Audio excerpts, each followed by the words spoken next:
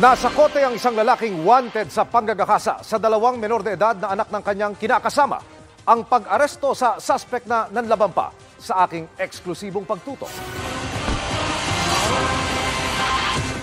Sa labas ng bahay, inabutan ng mga pulis ang subject ng kanilang warrant of arrest. Kalmado ang sitwasyon noong una. Pulis kami. Pero ilang saglit pa, Ganang magtangkang sinubok na nitong tumakas. Ganang pumasok isa. Yung pakita mo yung warrant niya. Pulis kami.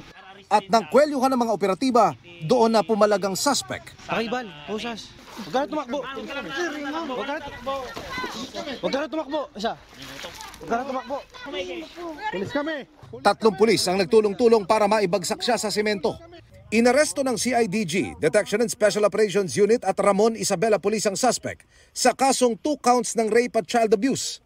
Ang kanya umanong mga biktima. 2 anak sa pagkadalaga ng kanyang kinakasama sa Cavite, age 12 and 14. Nung na-rape niya ito, tumakbo siya ng Isabela. Nagmamakaawang nanawagan sa kanyang asawa ang suspect ng amin siyang makapanayam. Nalasing lang ako, sir. Pati sa mga anak ko, sana mapatawad niyo po ako.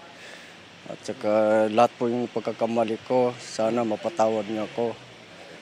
Hindi ko naman kalain na mangyari po. Sana makaano na po ako sa buhay ko. Makaano na tayo para mag-umpisa na tayo. Magkatulong na ako sa inyo sa pag-anak buhay.